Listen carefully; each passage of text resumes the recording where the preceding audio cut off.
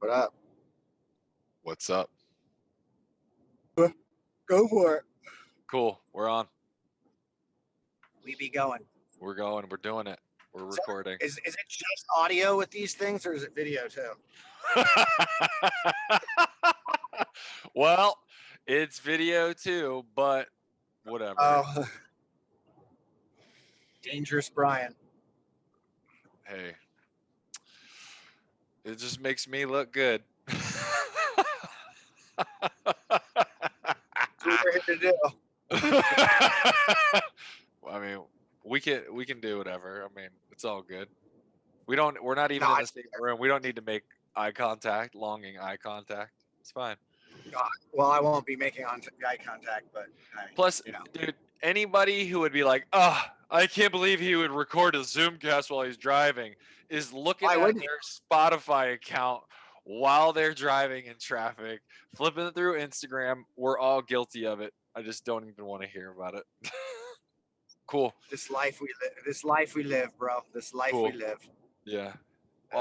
Everyone's halo is a little crooked, so don't don't be casting stones. Shoot, man. Shoot. These peoples. Us peoples. Us peoples. We're a mess. It's pretty triggered society. Yeah. It's okay. It just means things have been easy for a while. That's all. Yeah. I look at it as an opportunity. If I'm getting spun out by anything else anybody else is doing, I got an opportunity to do some work. No kidding. Yeah. I was having a little bit of a time last week myself. Let's just say I was having a regular disagreement with the dogs.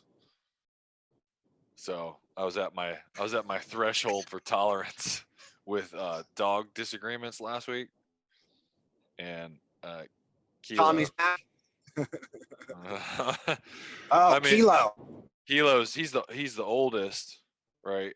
And so has had the least amount of training, and he really is. He resource guards the gate, like the gate to the kitchen is like his territory, and he and Waffles were in a fight on either side of the gate. So it's kind of a funny story, right? I'm like taking a shit, right? I'm like this is it's like of all the moments when a person just wants things to be quiet and calm, that's one of the top ones, right? Just like nobody mess with me, just leave me alone.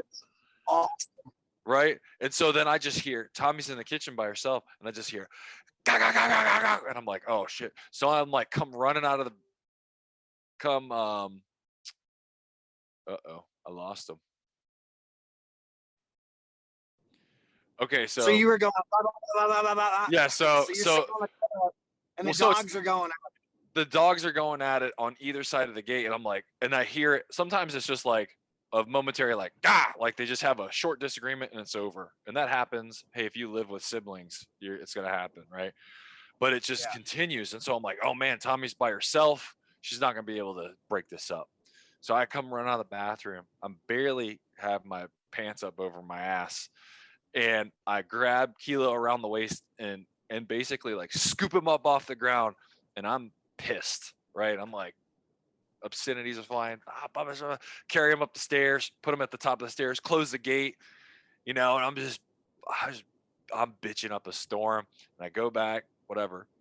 We'll just say finish what I'm doing, and then I come out and I'm furious, right? And so Kilo is really sensitive. Like I've known him since he was a puppy, so when I yell at him, he takes it super, like it really bothers him, right? And he's old and has two of his vertebrae are fusing together, so he's really movement sensitive right now.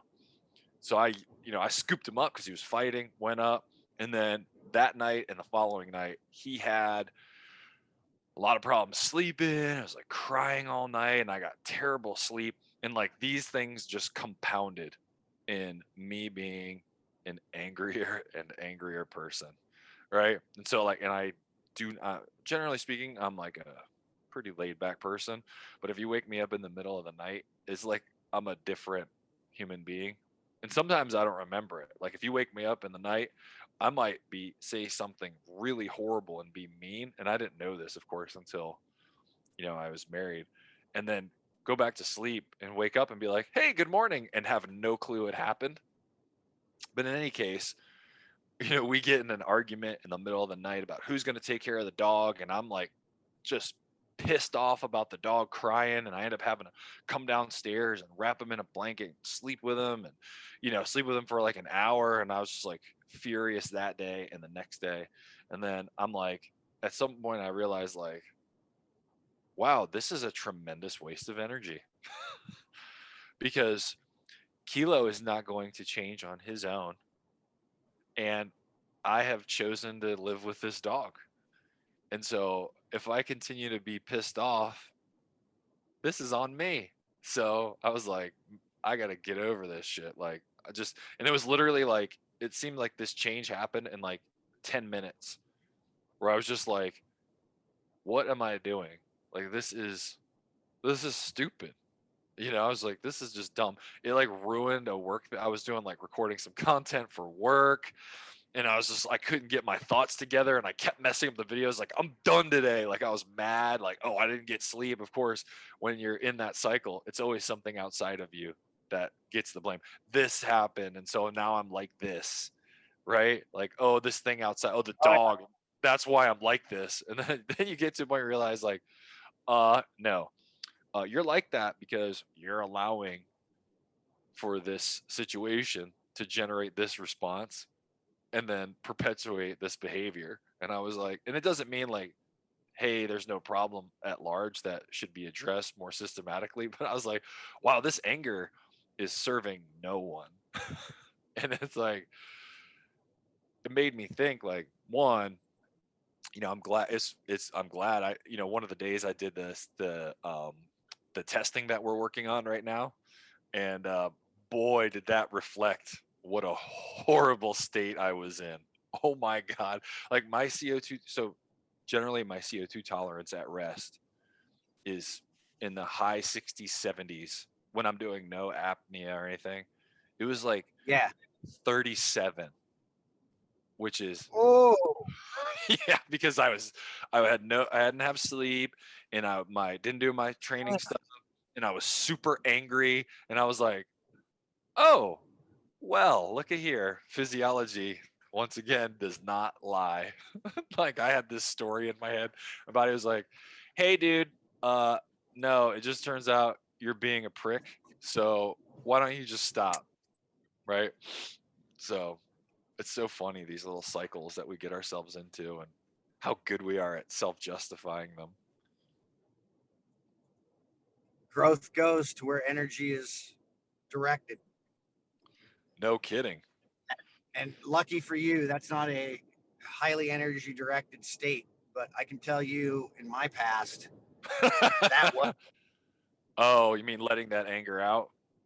oh, buddy, like that was like think, think, think, and, I mean, I've had, you obviously know that I had a horrible bout this last, month or so with like sleep and just being sensitive, like to things and just dealing with more crap that I needed to, or the way that I was dealing with it was poorly. But I mean, I learned in that process. Just I basically went through what you went through, except over time. And I was like, because I would get upset or pissed off when I couldn't sleep. Right? Yeah. Why can't I sleep? And that. Da, da, da, da. Well, I decided that I wasn't going to get upset about it anymore. I was just going to embrace it. Yeah. And lo and behold, the pattern is now changed. Yeah. But it's okay if I don't sleep, and I'm not going to get angry and ruin my day and put energy towards that function. And what's happened is I've been put in positions where other things in the past have, upset me or made me react in a specific, I'm not reacting that way anymore. I've literally almost remapped how I'm directing that energy. Obviously it's taken years of practice, but it's like, I just have decided that I'm not going to allow that to be my go-to. I've also looked at why anger was such a, like a easy thing for me to jump to. And it's obviously like family history, stuff in my past. Like, what is that? How is that? Oh, this is how I learned how to get attention, but it was suppressed. So then I would just conform in order to feel loved. So because I wasn't feeling loved when I was a kid, all this shit. It's like, that's interesting. Like, what if I were to change how I dealt with that? Weird. But so many of us don't have these fucking tools. We're not willing to look at it or even be for help about it. About everybody who I'm around by and talk something about it in that way, right? And yet, you're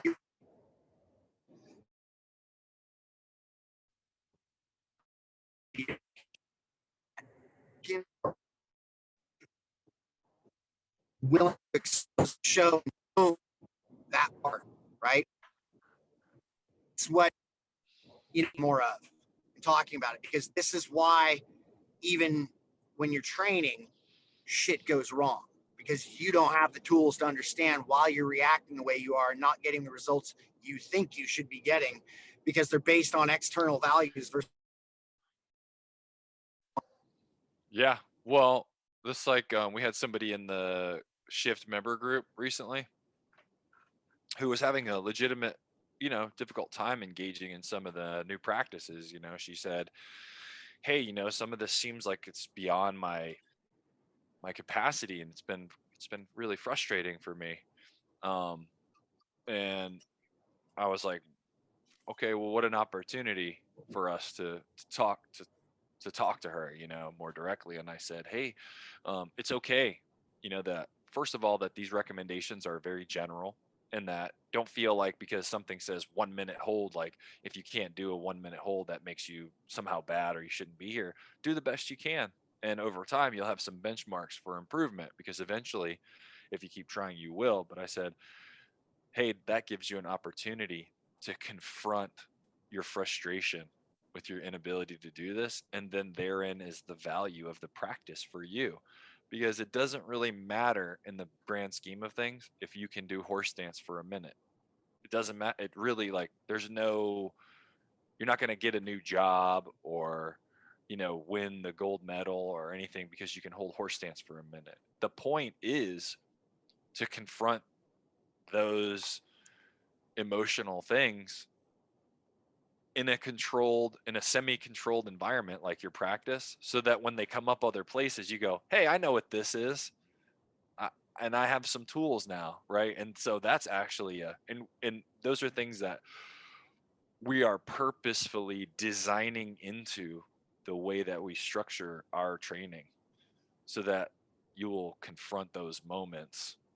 It's not just about the exercise. I mean, it's going to be great exercise too, but I was like, "Hey, this is a practice. See the bigger picture here, that this is an opportunity to confront those feelings. And if you learn how to conquer them, then you'll actually have the tools that will allow you to continue practicing over a long period of time and get the real value of practice, which is knowing how to confront oneself."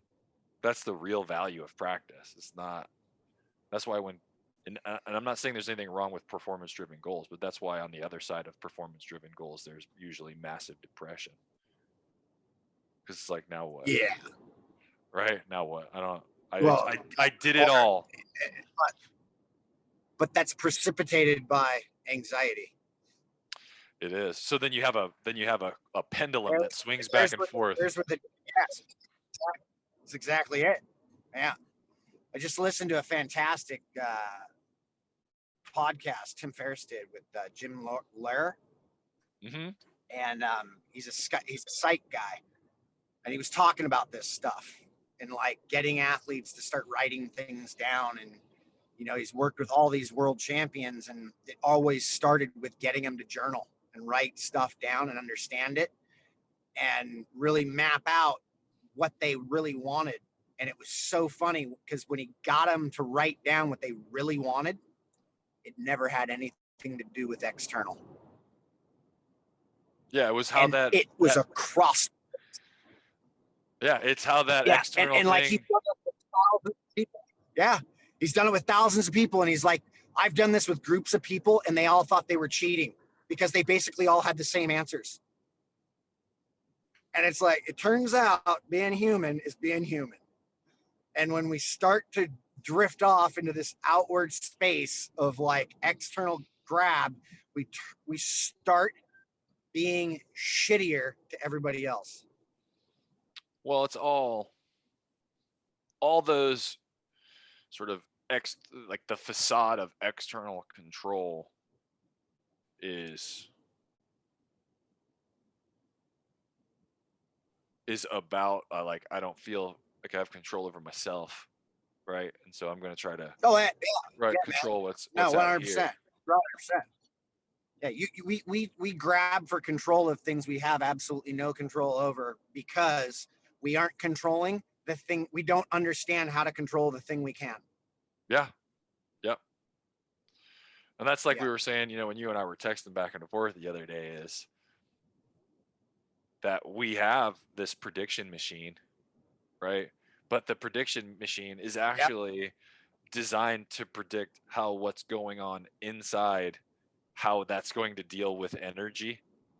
It's not really to try to figure out Correct. all of the variables that can potentially happen. Like that's not what it does. It figures out based on the stuff I have available, how much energy will it take for if I'm in this situation again.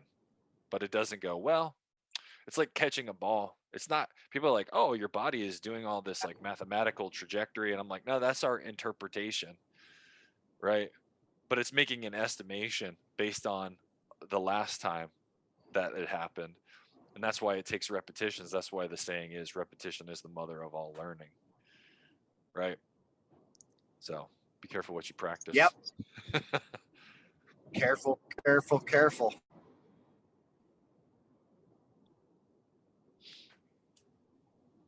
Yeah, I mean, it's all. Yeah, I think that's where all this stuff we're working on with energy, like Charles and I are super deep on it right now. Mm-hmm. It's like, it's the direct, and it really is, it comes down to energy, as you understand, but it's like, where are we putting the energy? That's where change happens. That's where that's how it all works. So if I'm continually reinforcing this predictive, like control, outward control thing, I have continued to grow that thing. Sure. I will now need to put in hard ass work towards something else. Do you know that Tony Robbins saying, where attention goes, energy flows? Oh, is that his? Yep. That's Tony Robbins. I don't know if he got it from somebody else, a Got it. mentor of his, but that's where I heard it, is from Tony Robbins first. Where attention goes, energy flows. That's right. And it's true. Right. And that's why I think attention is important, but also intention is important. Right? Like, because I feel like intention Yes. is a higher level of involvement, right? I mean, I feel like attention is receptive and intention is proactive. And you have to have both. They have to have both, but and for me again, like because the concrete practice for me right now is mostly jujitsu, but you can feel it. And it's so the feedback loop is so good because when you feel somebody could be paying attention to what's going on but doing the wrong thing. But when somebody has a real Yep. intention behind their movement, woo, buddy, It is very controlling, Yeah. and you feel a big difference. And that's what they talk about all the time, right? Energy. What kind of energy are you putting behind this? What's the energy? What's the energy? And that's the whole thing is, and you see it I'm even like noticing it in conversation, right? Uh, what's the energy you put behind a certain word or a certain phrase or a pattern, facial expressions, volume, and this comes into play with things like generating content, right? And you can see it like, is somebody intentional when they're generating work, right? Are they really involved? And if not, then you can say, oh man, they're not putting a lot of energy into this, right? We all know what that means. Like, oh man, you didn't put a lot of energy behind this. And it just means you weren't being intentional, right? You just Yeah. went through the motions. Interesting stuff. Far too many of us fall into that with things we shouldn't be doing. Yeah, I mean, if you're engaging you know, in culture and work and relationships, it's going to happen. Just, I think the sign of progress is how quickly can you pull yourself out of a negative cycle, right? How quickly do you realize you're in one and then take steps to actively pull yourself out of it? And sometimes that means you got to eat crow with other people. I know like the situation I was describing earlier, I had to go to Tommy and be like, hey, I've been a dick. Like, I'm sorry. Like, I know there's stuff going on with the dog, but I was not doing a good job controlling my behavior, and you got to eat crow. And I think some people try to skip the social step. Sometimes they just go, "Oh, I realized it inside," but you don't really have to take total ownership over your behavior socially if you don't admit out loud. And I think, if you think about it, like Catholicism, that's confession, right? Like saying out loud to the whatever your community is. In that case, it's a priest, but if you're in a relationship, to your significant other, and say, I did this, I own it. It's not because of you or the dog or blah blah blah blah blah. I own it. I'm sorry. Please try to forgive me, and I'm going to do my best to do better. And that's an actual, you got to eat crow, but then man, you find, boy, people will try to work with you. And the people Oh who yeah. won't, the people who won't, then you realize you don't want those people in your life anyway, because they're not really interested in helping you grow. People who just want to be resentful and hold things that you've done against you forever, like, oh man, this person isn't interested in my growth process. I don't really want them to be part of what I'm doing, you know? Yeah. I don't mean that Yeah. means unlimited forgiveness. Some things are not cool to, like, you got to draw a line, but at the same time, when you're in a relationship, that's why I'm super thankful for a relationship, because you get this mirror all the time that lets you know, hey, no bueno. Yes, sir. you know Yeah. Oh, I know. I actually kind of. I mean, I don't know. I'm not interested in people who don't want to take responsibility for their behavior. I just am not. So it's like, you know, be a good person, but when you're not, own it. If you Yeah, can't own it, that's where it's just like, man, you're just like, all I see is a broken child. That's all I see. I just see a child who didn't want to grow up. sure. And that's okay, but you got to do that over there. Yep. I'm not mad at you, but you got to do that over there, because we're trying to do grown up stuff, Yep. right? Well, I mean, think about, Yep. man, how many times has that happened in some way, whether it's been in the course of our relationship, whether it's been something between us directly or in other people who we're working with, and how many times has that I mean, think about how that's changed the scope of the business in the last 5 years, right? Is like, and people don't understand, it's not just your personal relationships, but being able to do that in your workplace and your business relationships is major. And the kind of people that you'll attract to your circle of sort of co-conspirators will dramatically change because of that, Yeah. you know? And For sure. yeah, because we're all gonna It mess up. will. The yeah, man. I mean, all of your friendships, your ecosystem don't have bandwidth to want to deal with people who aren't getting on the same page, who aren't good people. Yeah. Yeah, and good people doesn't mean perfect people who never mess anything up. You know, I don't think there are those. There aren't those people. No. You know, but it kind of goes back to what we were saying about people who want to help us engage in growth process. You know, and and have the ability to be honest. So it's just it's really it's really important, and it's a foundational component of how we do things.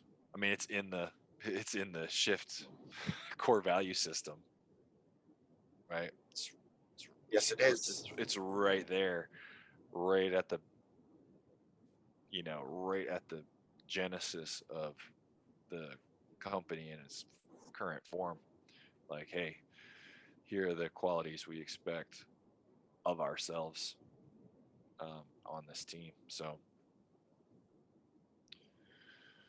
it's good stuff.